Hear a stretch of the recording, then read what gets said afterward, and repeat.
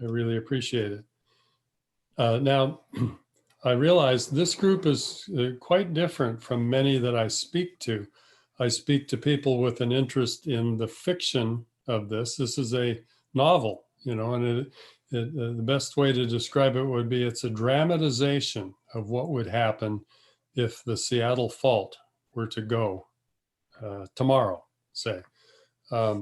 So what I'm gonna do, however, is to knowing that this is a technically savvy group, I'm going to focus very much on the research that I did in preparing to write this novel.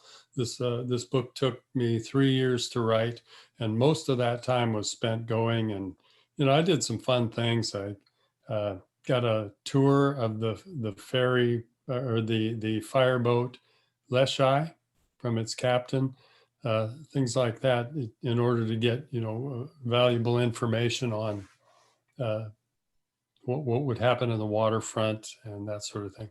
So without further ado about the story, well, you know, maybe I should just give you just a little more background. It's the kind of story where, you know, there are out-of-towners who are on the Space Needle when this event happens, and they witness it from that perspective. There are people in skyscrapers, at restaurants, and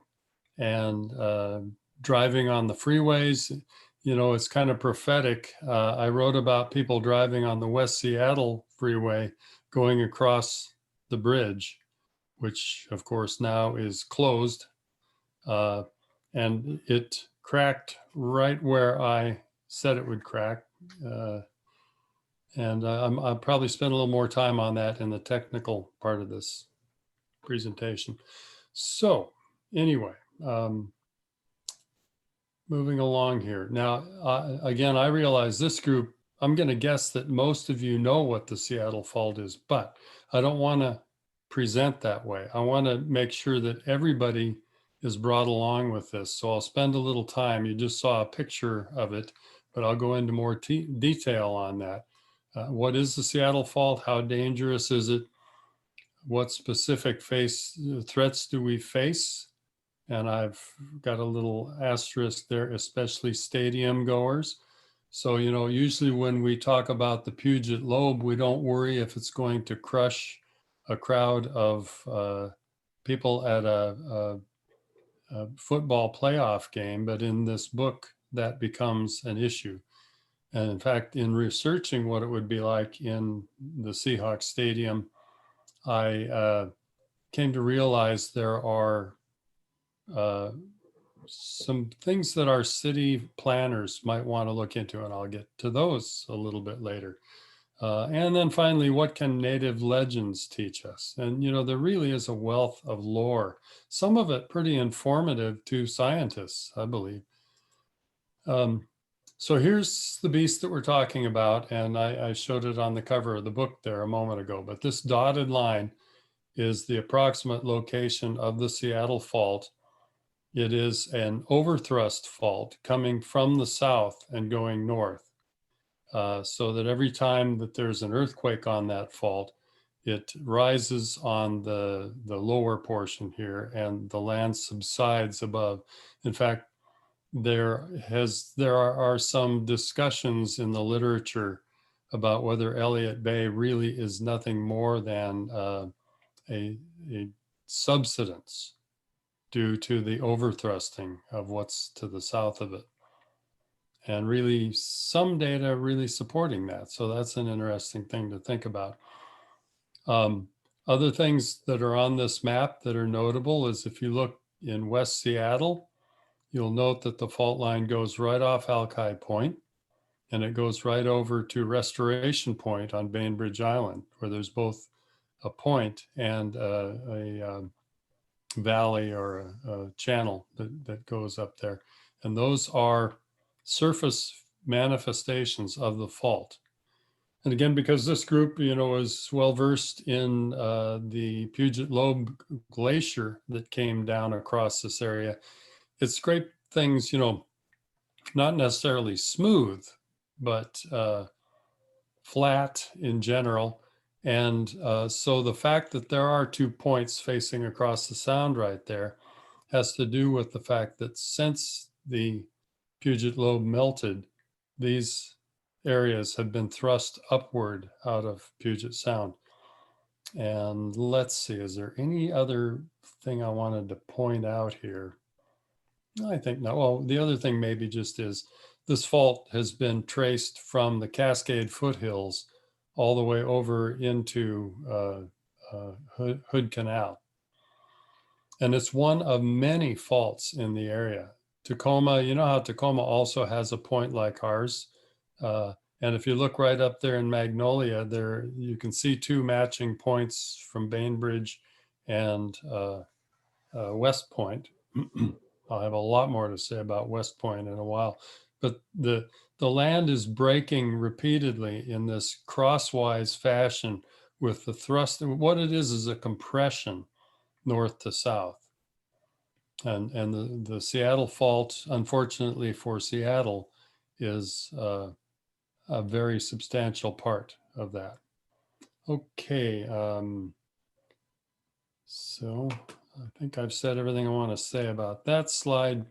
Whose fault is it? Does this have anything to do with the continental subduction zone, which of course is the one that everybody talks about? They go, oh, we may have the big one. And the big one, of course, is when the whole coast slips and the ocean crust slides under all of Washington State, Oregon, up into BC. And we are not talking about that. There could possibly be some connection, but really not much, because this is the second thing here. It's a local crustal fault. The crust is kind of jiggering around on top of the floating continental plate, and it's adjusting and squishing and crunching to fit whatever contours the ocean floor and the continent have provided for it. And then the question, which is more dangerous? Well, wouldn't you think that when they tremble in fear over a 9.0 magnitude subduction zone event, that would be worse than some of these things we see around here that are 6.3 or whatever, I think the Nisqually back in 2001 was 6.1, I believe. I'll be double checking that. I've got it written up ahead here in one of these slides. Yeah, that would be 6.8, Tom. I'm getting it mixed up. Okay. I'm sure we'll see that in my notes ahead. And then the question, a simplistic question is, which is more dangerous? I mean, here we are in Seattle, we're, 50, 60 miles away or even more from where things would slip on the continental plate. But the bad news is that you could stand in West Seattle and your feet would be on the fault. And that is significant. So let's have a look. So size matters, but so does distance. And, when you get an event on the subduction zone, that's shown in the middle of this image with the red dot there. That's the main area offshore where you get big slip events. And the Seattle fault is shown here over on the, in the Seattle area, the little dotted red line. And indeed, little, the magnitude, the size of these things is tremendously different. By the way, let me ask people, are you seeing my arrowhead right now by Seattle? I don't know if that may not be. Yes, Tom. Yes? Good. So in case I need to point anything out, I will. Mainly, I just talk my way through these slides. But anyway, so you can see that the faults are very different in size. I mean, extremely different. But these things go by something approximating the inverse square law, so that, I mean, it isn't that simple, but it's pretty close to it. By the time something's propagated from out offshore, it has diminished quite a bit. Whereas again, if it's under your feet in Seattle, it hasn't diminished at all. So it's a moot point, and I kind of hope we never find out which is worse. But this won't be the first time this fault has gone off. That's why those landforms are there. And there's other evidence. So I covered this. It thrusts up from the south where it runs underwater there, as you see on the left. When you push the land or the bottom up in a big way, you're going to generate a big wave. And there's plenty of evidence that that has happened in this area. Some features, I have some film, it's not really a film, it's a bunch of stop motions that is kind of small in scale. So let me point out a few things to bear in mind as we go along. First of all, the stadiums down here, T-Mobile and the Seahawks Stadium are right, well, we all know where they are. Harbor Island, just start out emphasizing its landfill, bad news, an earthquake. And of course, Starbucks headquarters, I mean, if that were disabled, the whole city would probably grind to a halt immediately. So we have to worry about that. But I'm also going to point out some other areas like way up in the upper left, West Point, where they have found Native American remnants of if not a village, then at least a camp where they took shellfish and cooked them, and there are shell middens and stuff. So this is the scenario that we're working with, where a tidal wave might be generated after an earthquake. And the time frame is, you've got about 5 minutes. Now, I've spoken with city planners, and including fire department, other people, about how they would respond to an earthquake in Seattle. And I tried to draw a distinction between the fault, the earthquake, and the tidal wave that might follow. And I was a little surprised to hear, I got this from Cody Shriver, who's the chief planner for the fire department in the city's planning for emergencies. And it really surprised me. I said, well, what would you do knowing, there's been an earthquake and now you've got the possibility of a tidal wave? What's the plan? And he said, well, for our alarm, we wouldn't be able to respond any quicker. So we don't actually have a tidal wave plan. We would assume it would be an earthquake with tidal wave by the time we could respond. That didn't entirely, set me at ease. So I got to thank Nick Zentner for this wonderful photo. I think it was taken from a drone. This is, I'm going to just jump back quickly. Here we are over here, Restoration Point on the lower left. Okay, we're going to have a look at that, and then over at Alki Point.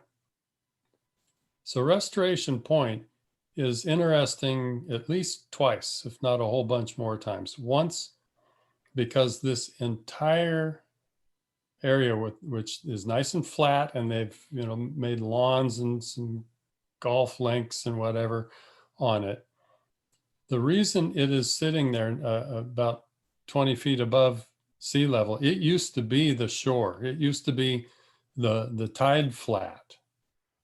And when the earthquake of 900 AD struck this fault, it was lifted right out of the water and up that high.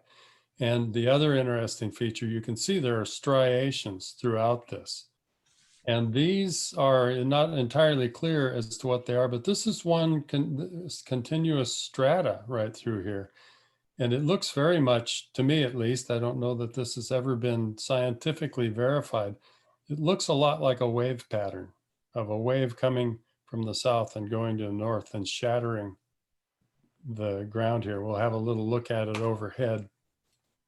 You can see that here's the longitudinal lines, and there are crossing lines, almost like crisscrossing ripples in this rock.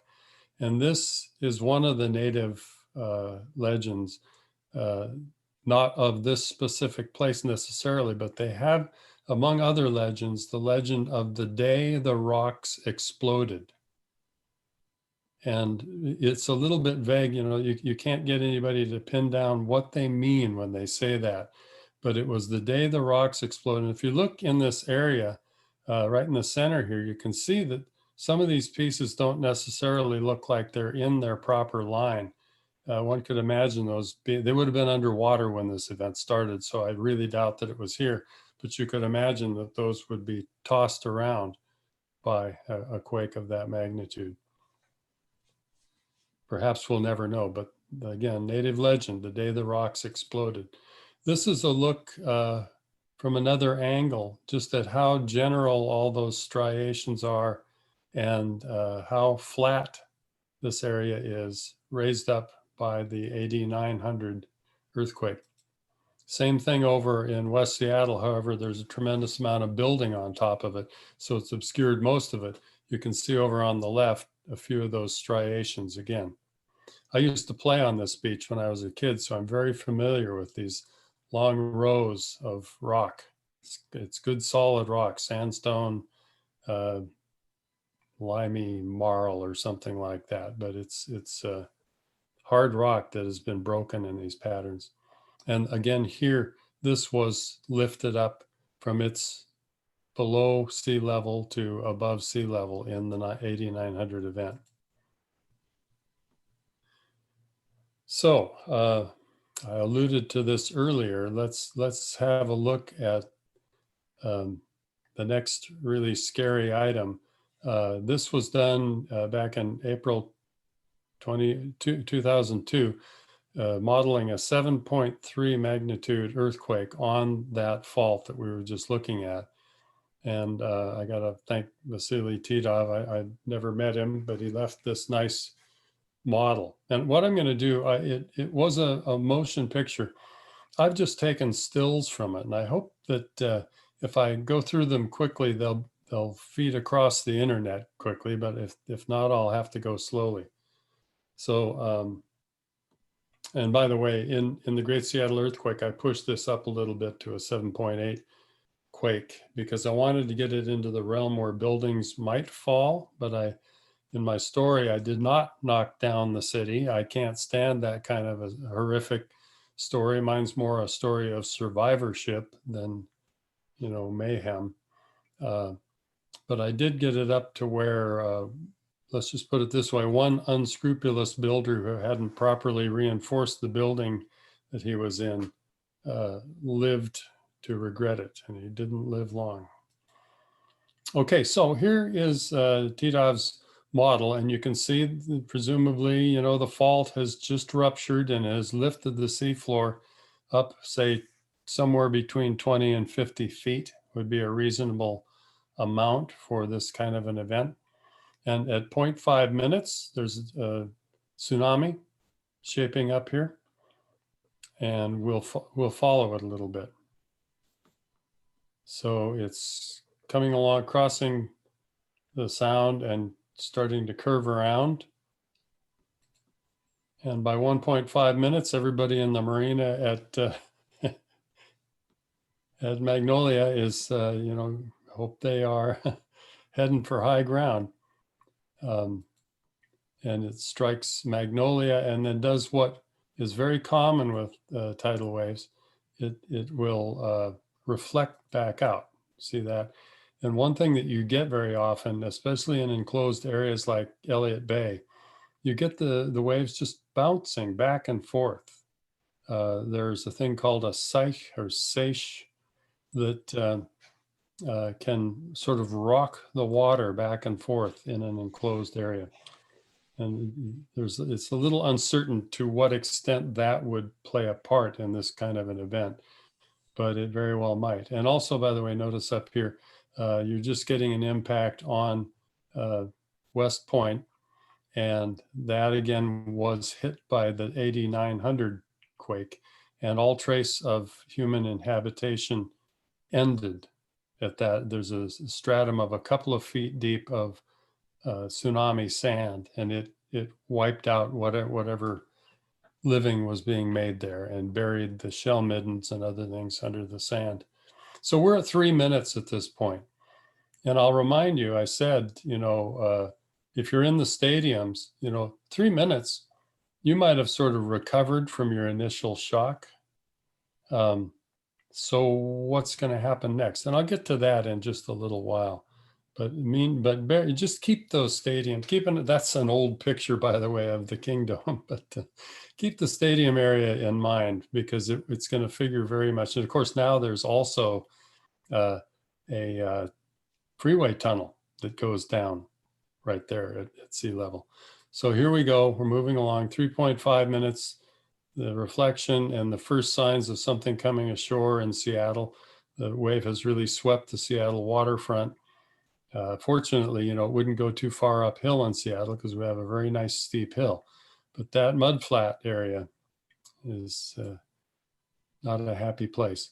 So at 5 minutes, you see 5.5 minutes, it's starting to come ashore by the stadium. It's hitting Harbor Island as well. And the container terminal's going under by 6.5 minutes. And again, I'm going to tip my hand as to what I'm going to get to later. Imagine if the crowd was flowing onto the street out of the stadium at this point. Poor choice. 6.5 minutes, 7 minutes, the water reaches what was once the Kingdom. 7.5, surrounding, overwhelming. 8, Harbor Island going under. And again, one of the things I'm concerned about Harbor Island is a landfill. You wonder what happens when you load extra weight on top of that landfill.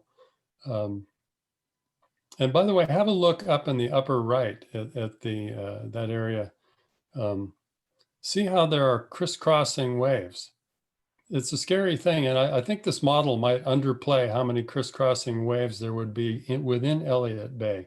I kind of made a big deal out of that in the novel, with a fireboat having some great adventures on wild waves like that. Okay, so let's keep going. 8.5. We're not done yet. 8.5. Now it's getting, goodbye Starbucks. We'll have to get our drinks elsewhere. Harbor Island's under. The whole stadium area has been completely swept over by 10 minutes. Now, one thing, if you think about it, if you really were in this area, 10 minutes, it isn't very much time. On the other hand, if you knew what to do and you got going, you could keep yourself from, you can tell what I'm talking about here. It's almost certain death if you're on the street. But you don't have to be there. You do have some time before this gets this bad. And I think I can run it out now to 12 minutes, I think is that's it. Let's back up and just, so you can see that an earthquake of the size that's easy, this was their choice to model it at 7.3. They didn't think that that was out of line. That was a NOAA model. I made my wave a little bigger, but as I say, as a fiction writer, I want to make sure I have all the dramatic elements in my story. So, but I also didn't want to get ridiculous. So I stopped at what I hoped was a reasonable level. Okay, so we've seen this problem. So now let's talk about emergency evacuation plans. I wonder in this group, and speak up if you have an opinion. How many of you know what the evacuation plan is for the Seahawks Stadium? If you were in a playoff a game crowd and it was packed, Anyway, so let's talk about some of these guidelines. And I'm not going to be giving you entirely happy outcomes here. There are the stadiums. There's the only thing between them and the waterfront is a flat container terminal. And the whole Soto area being built up on a mud flat, it's in general about 16 feet above the mean sea level, but really only about 8 feet above mean high tide. And the big spring tides get to where, the sound is almost to the brim, and you're as little around the stadium, as little as about 4 feet. And waves. I mean, anybody who's chased waves on the beach or just gone for a stroll on the beach knows there's a phenomenon of, I think, the technical term.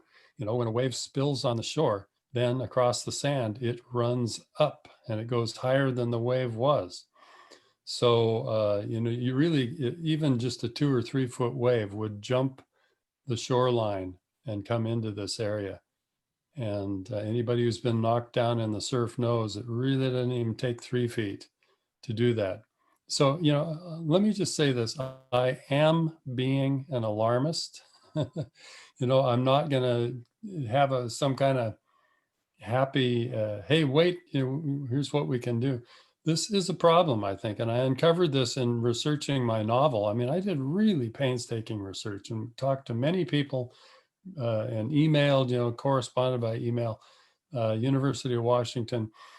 And I'm not really satisfied with the responses they gave. So let's continue with that. I don't want to, belabor it forever, but this is last year's FEMA Great Shakeout. I don't know how many people in this group might have participated in the Great Shakeout this year. It was in October, a couple of weeks ago. I participated in it, as I'll get to in a minute. I missed it last year, but I went and double checked about it. And this was their poster: protect yourself during earthquakes. And it gives all the different examples of when and what to do where. If you're in your office or if you're at home, you're gonna drop, cover, and hold on, right? That's their message.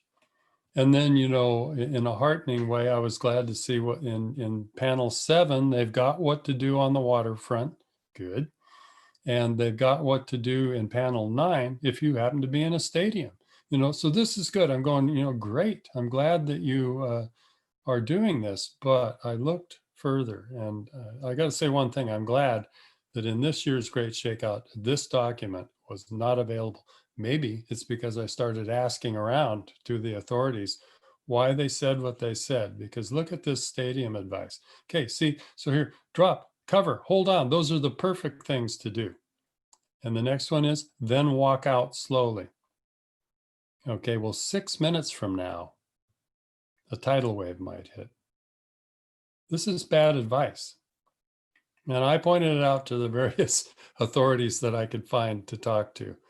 And by the way, again, this document was not part of the Great Shakeout this year. It was a national document. This was not made for Seattle by Seattle. It was made, for Denver Mile High Stadium, or wherever, where they don't have a tidal wave threat.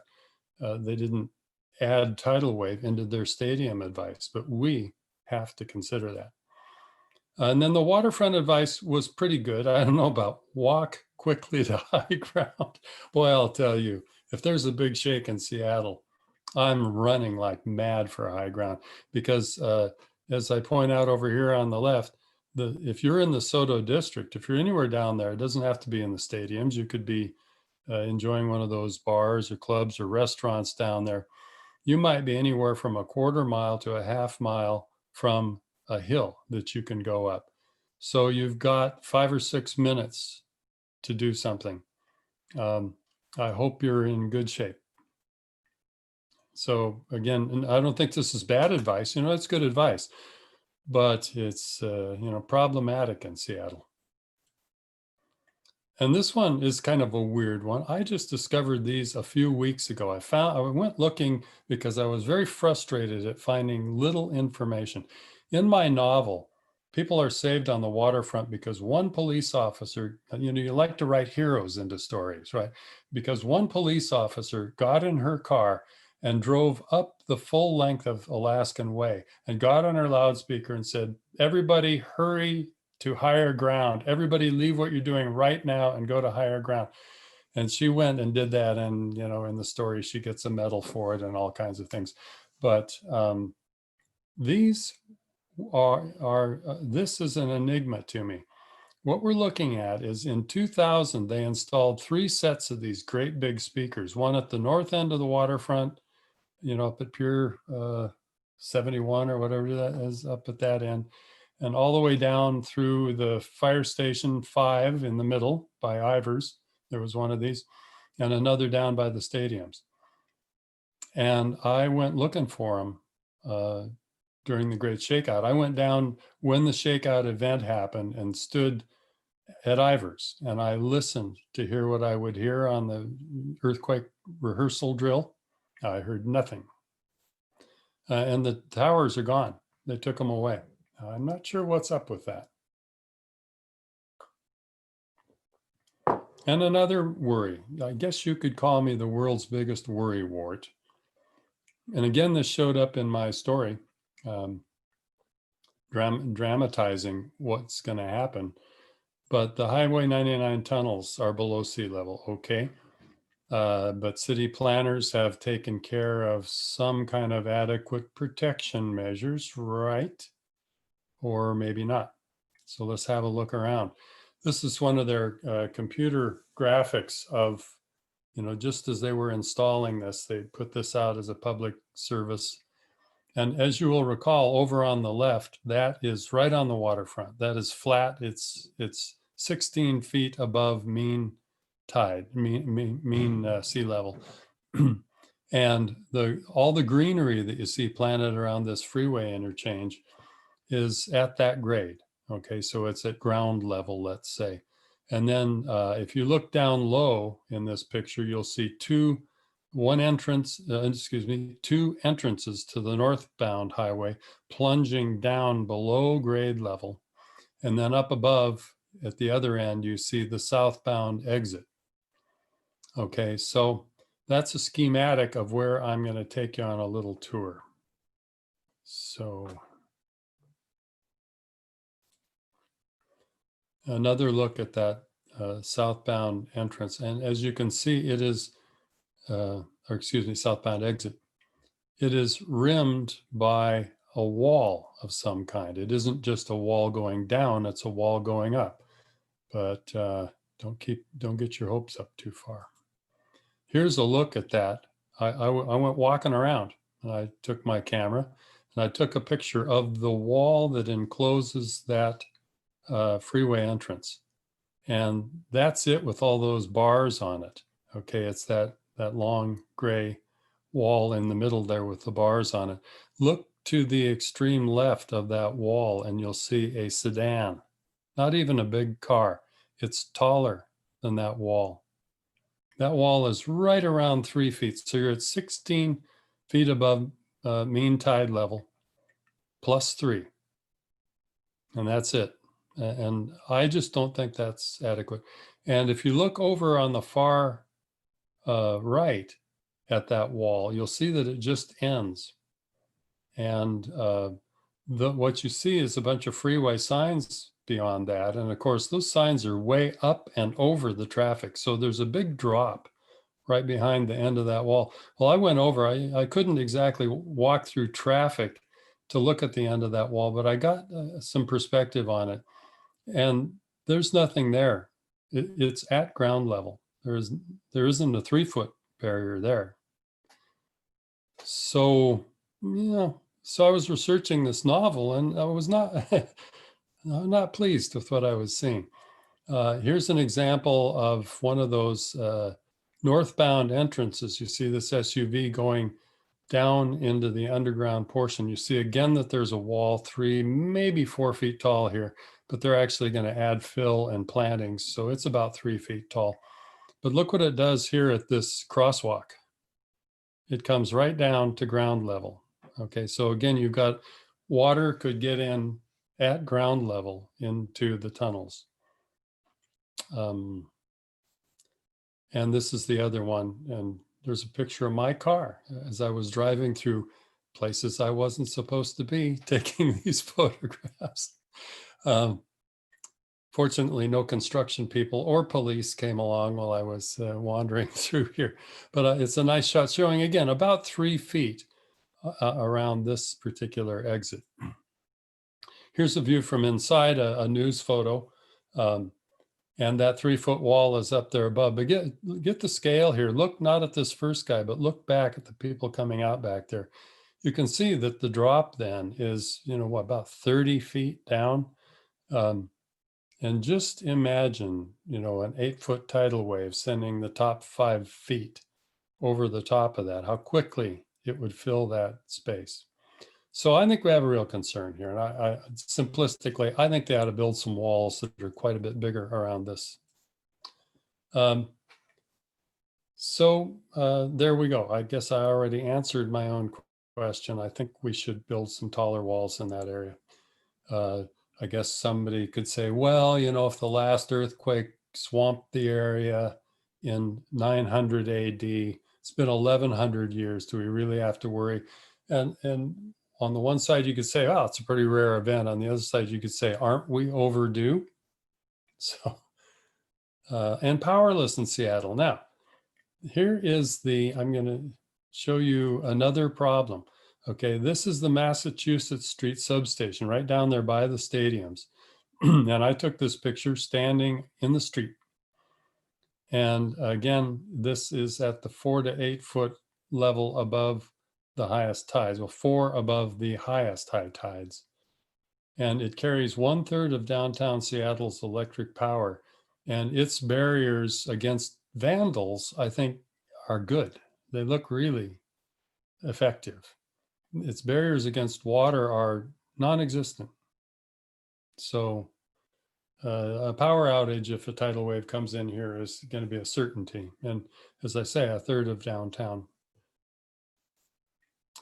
And then the West Seattle Bridge was a marvel of modern engineering. What went wrong? In my story, I simply put an end to this long agony that we're having because I had the center span right here in the middle drop away for a stretch of about 60 feet. And I, again, dramatizing, I had some people just driving up this side and it fell away in front of them and they, gee, I can't say. I guess you'll have to read the book to find out what happened to them. But in researching that, I came upon some other issues. And in fact, the problem with the bridge might actually stem from just what I'm going to tell you about here. So it cracked in just the way, these small cracks that it has now are the same cracks that I described in the earthquake. Maybe they were caused by small earthquakes, but there's something more sinister. What if Harbor Island is creeping to the side? I think that's a pretty difficult thing for any, geologist or hydrologist or engineer to really pin down. I'd love at some point to talk to one of the engineers who's now grappling with this problem. I mean, it's not really a problem, is it? They're going to knock this bridge down, right? It's decided that it's got to come down. But I'd love to find out exactly what kind of torsions or whatever, because, I'm thinking it may not just be pulling apart. It might be twisting, which is what I would expect it to do given the scenario of Valdez, Alaska. In 1965, in that big earthquake, one thing that happened in Valdez, they had a very similar landfill on top of mudflats, and it slid into Valdez Harbor. And it generated that huge legendary tidal wave that swept down and went right over the top of a number of islands, inhabited islands, some of them in the, on the south side of Alaska. So the notion of a subsidence of Harbor Island, the whole thing slipping into Puget Sound, when you shake it up and down, who's to say? But now, as I look on this news item of the cracks in this this bridge, realize that the Seattle Fault runs right behind that. Back where there's a white dome-shaped thing and the tip of a bridge you can see back there. The fault is right about there, maybe a little bit farther south, but it's right there. On the other hand, it hasn't let loose lately. Other faults around the area have shaken us a bit. Well, one thing that might happen in such shaking is that any creep in the harbor island fill might have, maybe that's why after, what was it? The Three Lakes, it was a 4.0 up in the Snohomish area. I think they call it the Three Lakes quake. That rattled me halfway out of bed. And you have to wonder what it did to this bridge. But then they suddenly say, gosh, where'd those cracks come from? Well, my thought is, yeah, a 4.0 isn't going to crack that bridge, but Harbor Island might. I realize they sunk it down into hard ground, but the surface might flow and pull against the pilings. Or the piers, we may never know. In fact, let's hope we don't ever know. Let's hope they knock it down, build something stronger, maybe more steel in it. And I guess I'll leave it at that. So good guys, we've had enough of troubles. Who's going to help us with this? Seismologists, emergency planners, emergency response people. And here's one of my favorite good guys. He helped me a lot with this. Seismologist Bill Steele of the Pacific Northwest Seismic Network. I caught him right in the act of watching his monitors in their seismic center. Some of this stuff is just teaching screens they use for training students and everything. And that's especially true of the old rolling drum seismographs there. They're just historic. But these are actually live feeds that he's looking at here on the 4 screens that you see there. And he was very helpful to me in writing the novel and to have some accuracy for the geological underpinnings of what I'm talking about. Here's another view of those monitors, and they can switch around. They have hundreds of monitors around our area now, monitoring everything. I do like to point out in this picture, note what's on the desk front and center. A copy of my previous novel, Rainier Erupts. That was very satisfying to see there. And I don't know if I have anything more to say about this. Obviously, they would be pivotal in getting out word of what the magnitude of a fault rupture on the Seattle fault was. But that would then be kind of retrospective already. It's going to be the fire department and other places who are going to be more responsible. This guy is a guy I've gotten to know well, Colonel Randolph Petgrave here on the left. He's with the Army planning group, planning for National Guard responses and what we call our military department here in the state of Washington. And he, helped me. He actually read the book while I was writing it to make sure that I had the accuracy of how quickly a response could be mounted, and I had settled on probably several days before you really could have a relief effort, even if you went at top speed. And he said, yeah, in fact, you're thinking quicker than I am. So that's a scary aspect of this, although it's really good to know that we've got an excellent military operation at Fort Lewis and a regional disaster center at Fort Lewis, so that we'll be in the best of hands should the day come. Here's some more. Another buddy of mine now, after all this, Lieutenant Colonel Hans Bly of the 446th Airlift Wing. He is he does things like take relief flights, these great big giant planes that can carry cars and I think maybe even tanks. They fly around the world on relief missions, and of course they would be flying a relief mission from right here. They'd be coming out of McChord Air Force Base, and they would be shuttling out to get supplies, emergency supplies, and bringing them in to the Seattle area. And last but not least of these hero responders, it was so wonderful that day. I went and knocked on the door down there, and I got what it's hard to get. I got a personal tour by the captain of the fireboat Leshai. What a wonderful tour that was. They've got 4 engines down there. Any one in the center of that boat, 4 engines, any of them that could run a boat like this. two of them turn propellers and two of them turn water pumps of monstrous size, just gigantic water pumps to feed as many as 5 of these monitors, as they call them, those guns up above him. They're called monitors, and they can train those on a fire with different kinds of nozzles and things. That was a wonderful day. And this is the guy, by the way. We were up in the bridge, or the well, anyway, up there, and talking about how he runs the ship and the sonar, radar, and all the radio communications that he would use in a disaster day. And I said to him, I described to him what I've already described to you, that it's there would be a really big wave coming around the bend from West Seattle.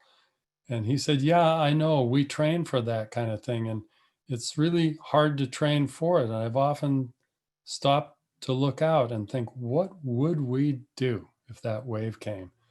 And he didn't really have an answer. He said, I don't know if we could get underway in that time. I guess we'd try.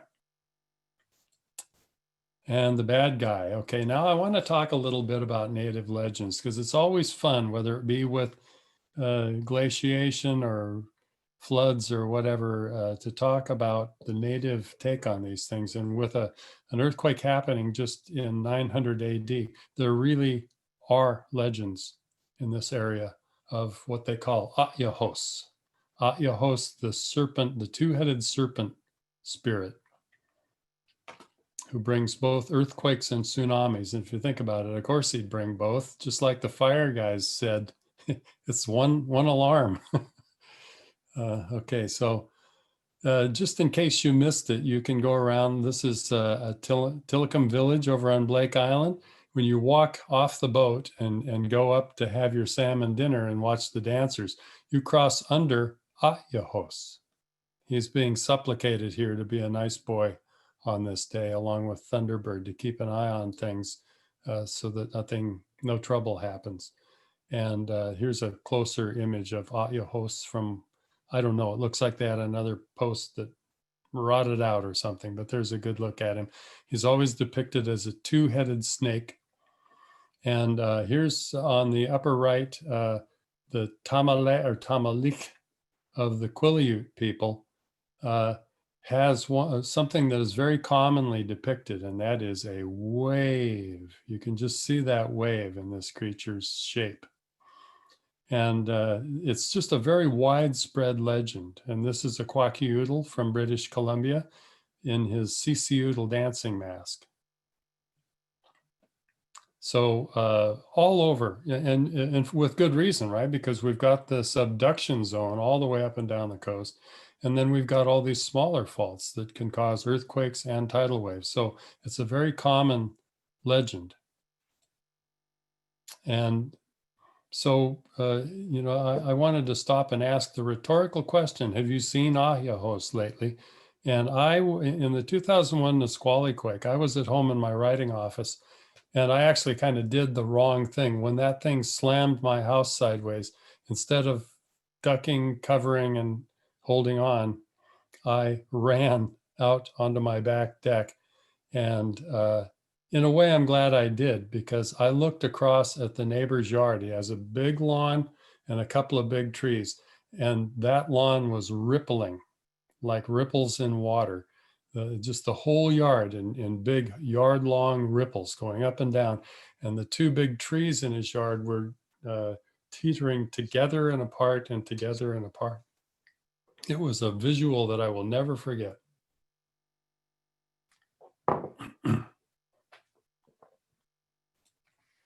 And here's what we're talking about. I don't think it's worth all the time to go into the detail, but if you just go from the upper left, there are compression waves in an earthquake.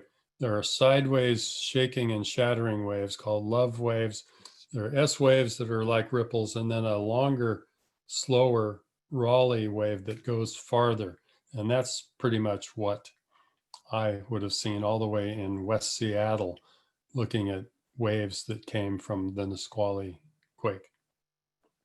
But as I say, if I were a wood carver, I might try to capture this in wood, and I would probably start carving Atyahos. So it's very understandable how the natives have these legends.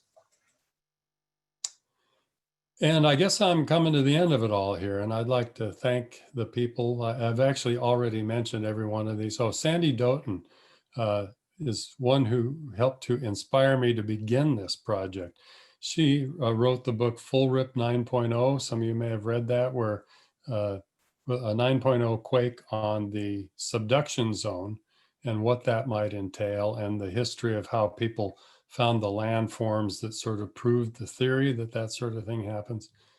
And yes, I think I've covered everybody. Okay.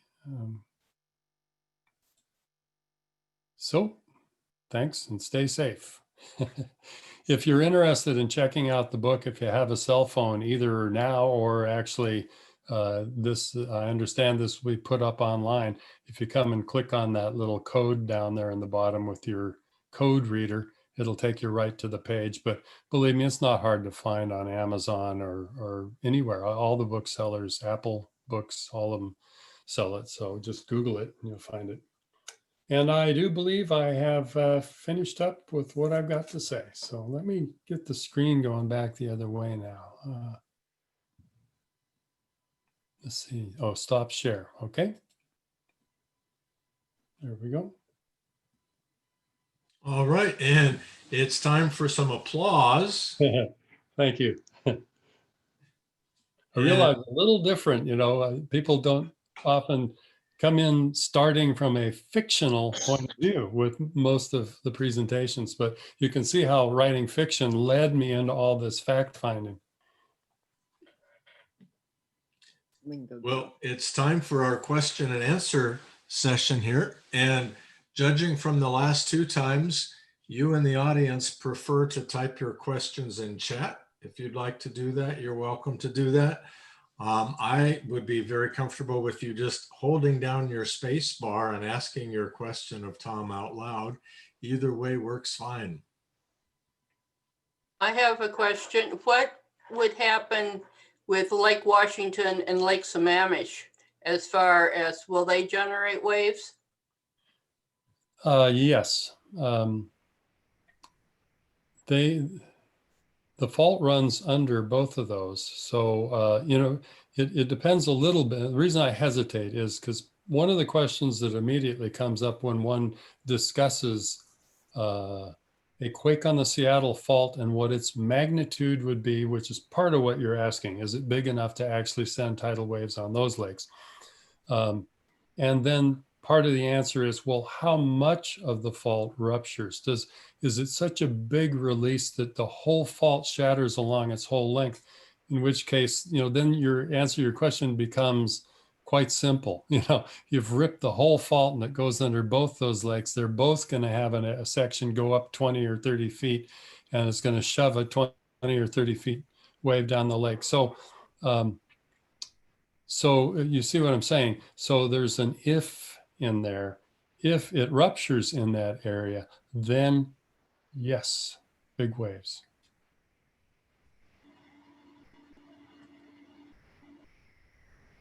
I see a question from Barry. Barry asks, could buildings and homes potentially be lifted 25 feet? Yeah, I think,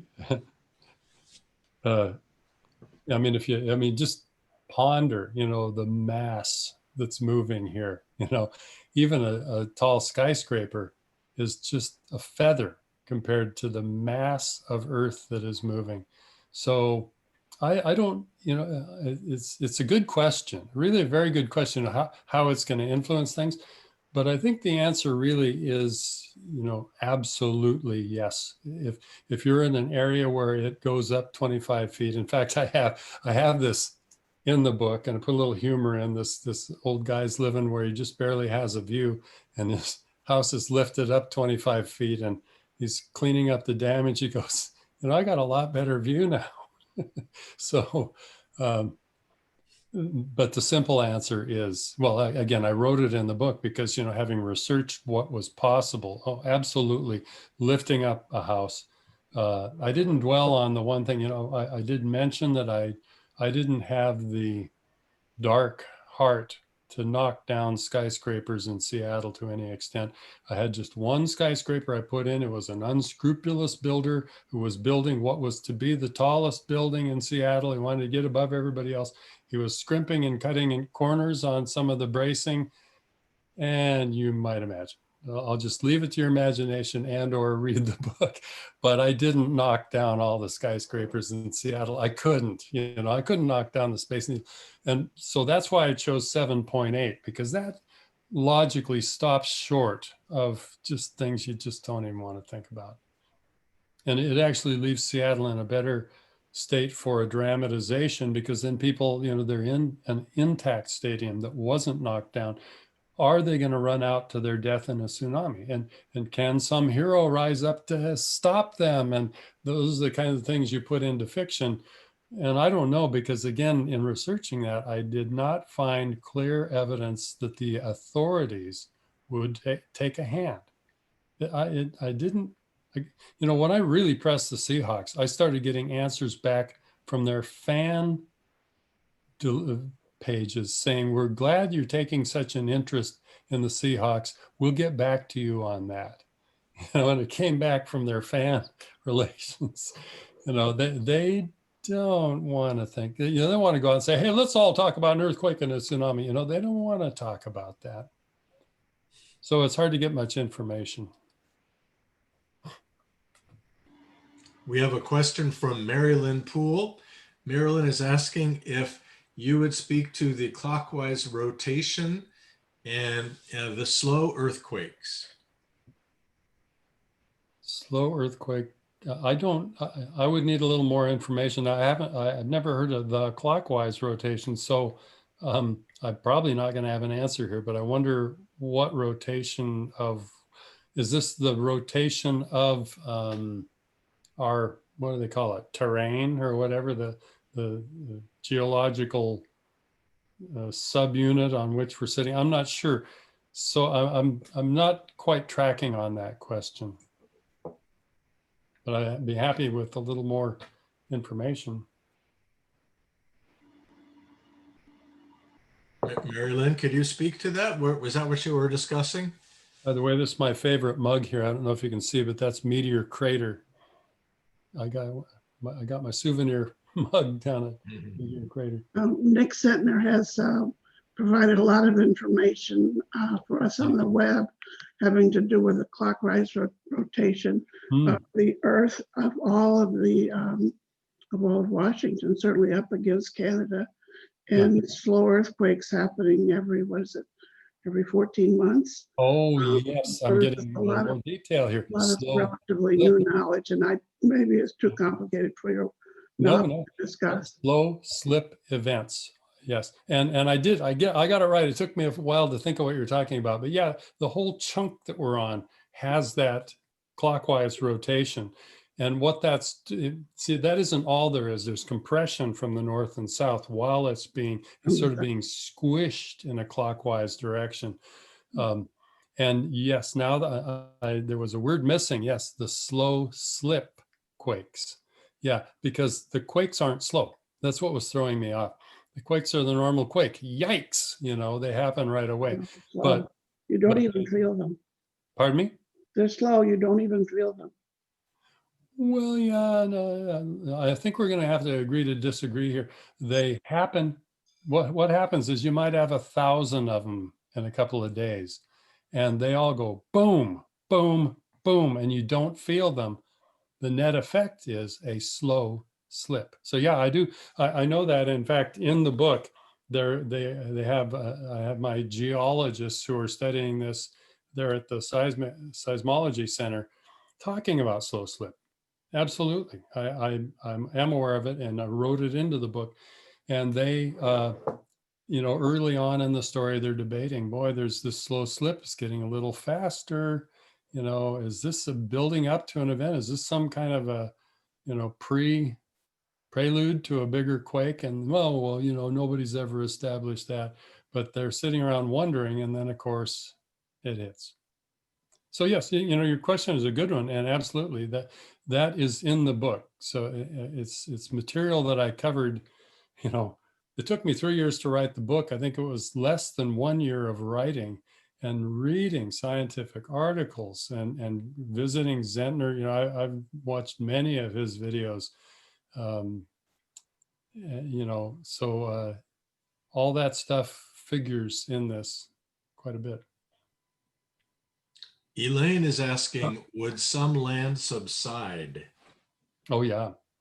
Again, the up at Discovery Point, they've got what looks like a 2-foot tsunami sand layer above the artifacts and shells and uh, hearths that they found there. But there's a level above that, and it's a new sea bottom off, it's right off the point, and or it was right off the point until it filled in, and that was water above the land that used to be there. So there has been, since the 8900 quake, some amount of subsidence. They're sure that they're looking at evidence of that subsidence. So probably the truth of it is subsidence is ongoing. I've been watching in West Seattle. I've lived there all my life. Been watching the bulkheads that they put in there subside. They keep going down, and I was thinking, wow, ocean rise is happening faster than I thought it would. When I was a kid, this was a whole bulkhead. Now it's just a little short, stubby wall where there's a whole bunch of concrete under the sand here. I'm thinking that if somebody could get out there, if they could retroactively go back to the 50s or whenever, when I was a kid there, and then come forward to now and do some very precise measurements, I think they're probably going to find subsidence, because that's the first point. The fault is to the south when you're on Alki Beach.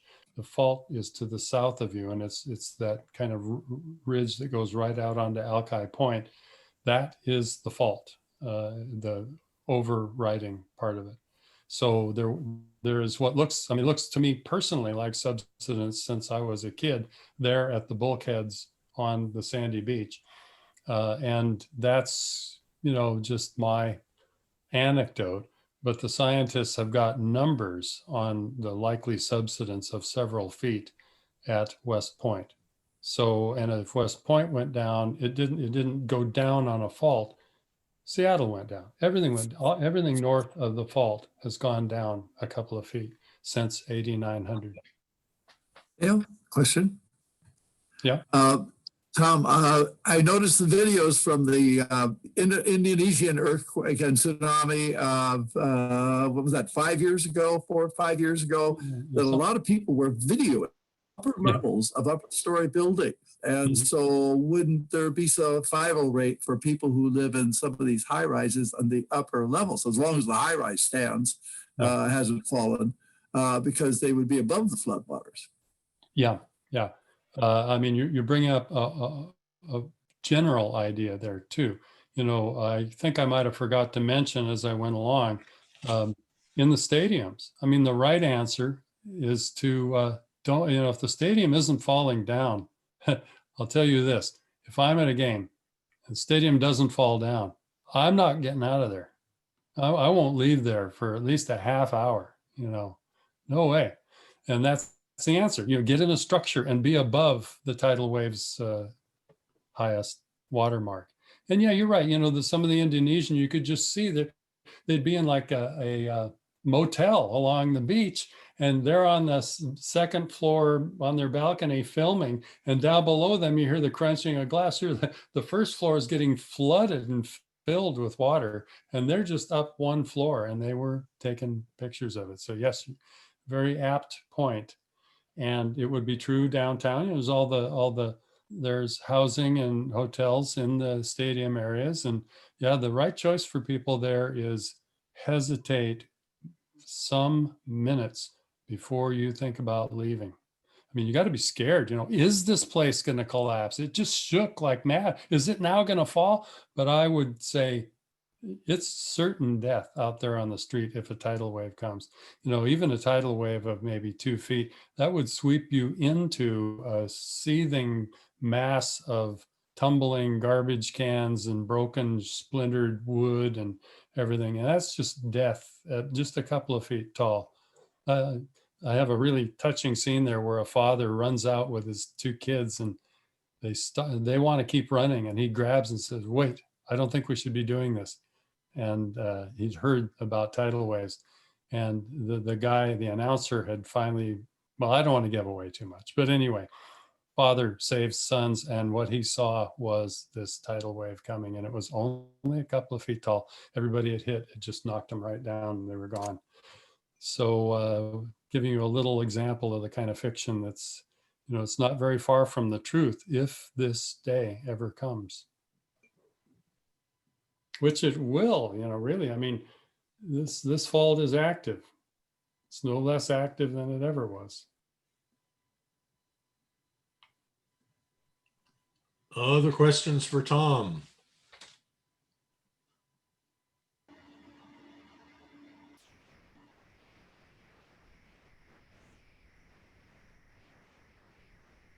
I see Tim Hay has his hand up. Tim, hold down your space bar. Pressure space bar.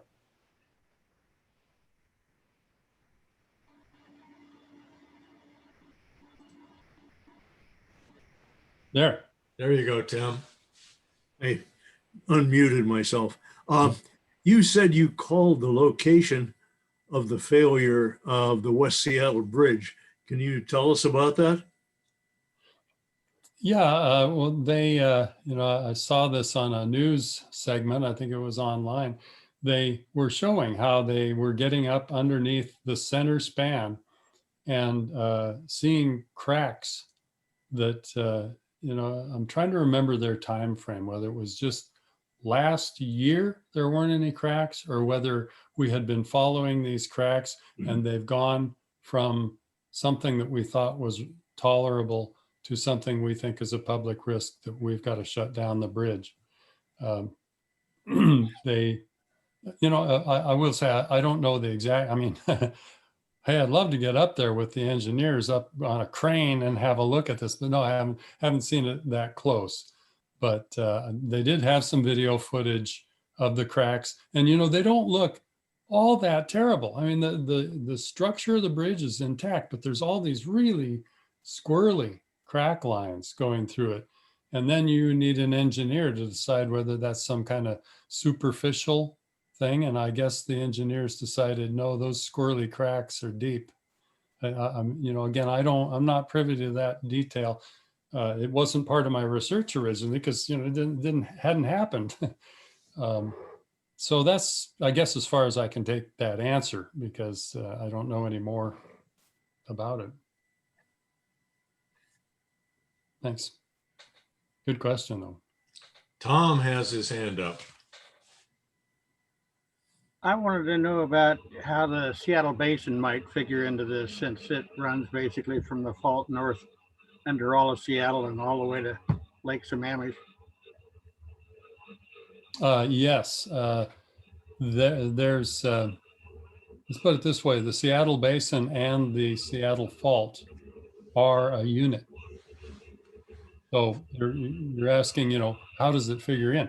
Yeah, it figures all right. It's what it is it's the downward half of an overthrust, right? The whole thing, all the way from up there around West Point, all down through Elliott Bay and across through the lakes, you know, just as you suggest. All of that is going down, you know, in one of those classic overthrust situations. So it's being borne down, it's being pressed down by the pressure of what's rising over it. The fault doesn't go straight into the earth here. It goes on a very steep angle, really. Yeah, it's, or I shouldn't say steep, a very shallow angle. Yeah, it's like a 30-degree angle or something like that, from the north down to the south. Okay, and the part to the south then is rising up on that line, and And as you're asking, you know, all of Elliott Bay, all of downtown Seattle, even though it's on a hill, it's still going down. The It lakes- looks to me like there would be some pretty heavy loss of footings for large structures like bridges and stadiums and whatnot. At least a loss of level, if not the loss of structural strength. Yeah. All those things kind of start to come into the variability of the exact quake. You know, how much of the area did slip? Is it the full length or is it just one part of it? That is a variable, you know,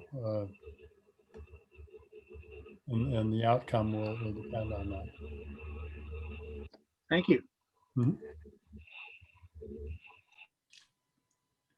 Art has a question. Art?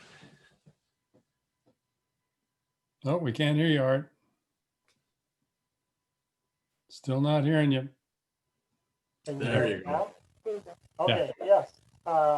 More of an observation. From some of the scenarios you've shown us, which seem very realistic, the flooding of the Highway 99 tunnel seems like it's unpreventable.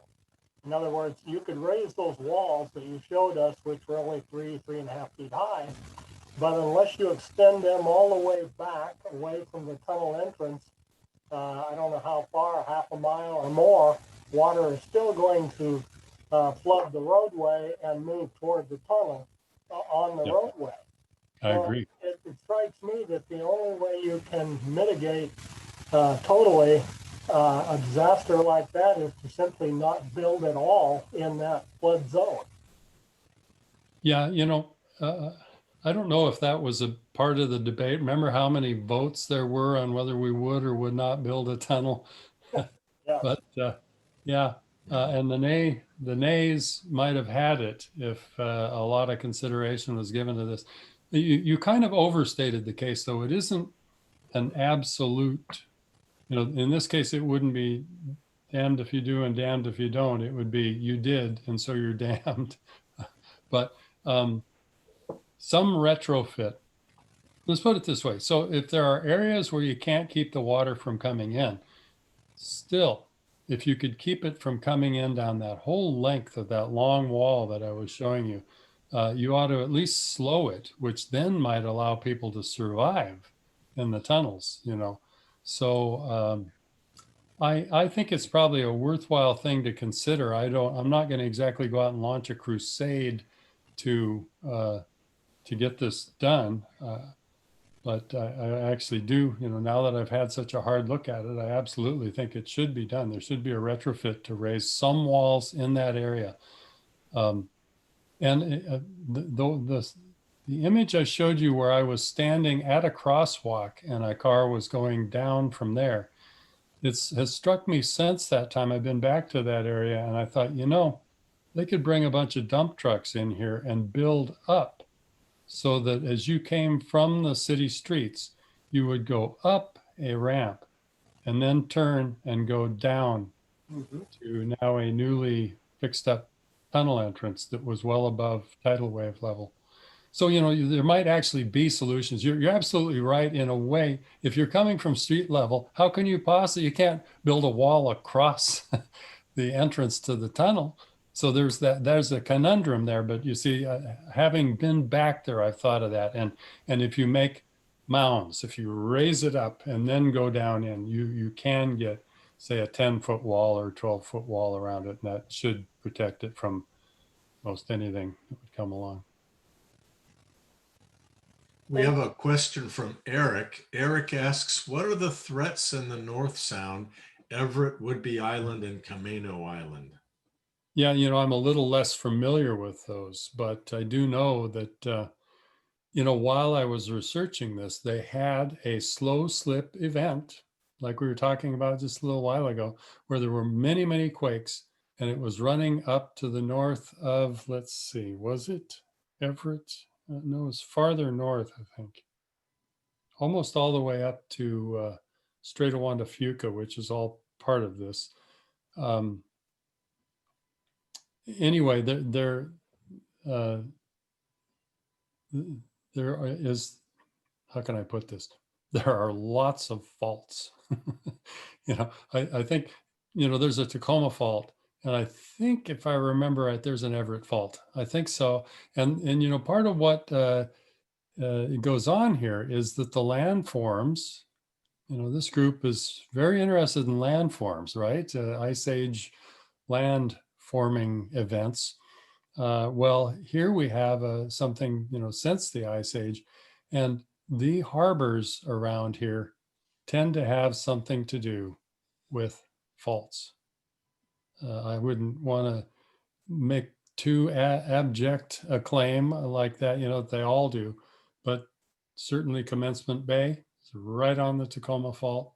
Elliott Bay, as we've gone through in detail, is formed by the subsidence. Most of them are subsiding on the north and rising on the south, most of them, but even there, a couple of them turn around and do the opposite. It's a chaotic area, and there are north-south strikes of faults as well. So very, very complex area. If there's any comfort to it, all of this, they're called crustal faults. They are not subduction zone continental faults. So they're all much smaller. So we can all breathe a sigh of relief that, 9.0 is probably just strictly impossible in our area. And then the good news is with inverse square law, the amount of shaking that you get from a 9.0 that's 30 miles offshore is you have a lot more trouble with a 7.0 under your feet than you do with a 9.0 out there.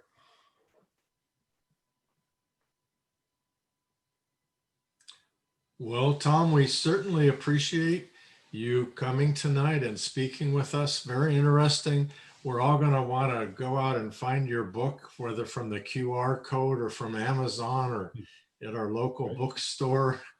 And I have 2 new books because I had never heard of your Rainier book either, I'm ashamed to say. So I have some reading in my future. Well, that one's fun. Yeah, I sank the floating bridges with that one, with a Lahar mud flow. But I hope you enjoy them both. Thank you. Thank you, Tom. Thanks, Tom. Okay, thanks a lot. Thank you, Tom. All right. Good night, everybody. Good night. Thank you. Thank you. Stay safe.